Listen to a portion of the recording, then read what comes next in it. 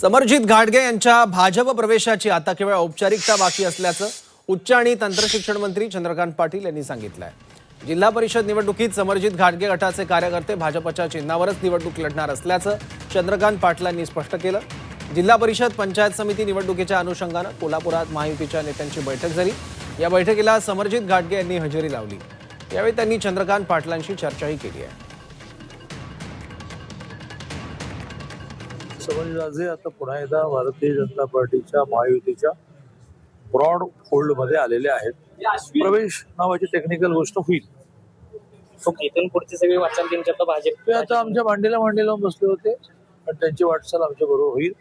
ते बीजेपी मध्ये प्रवेश करून बीजेपीचं नेते होणं ही टेक्निकल प्रोसेस राहिली ती होईल।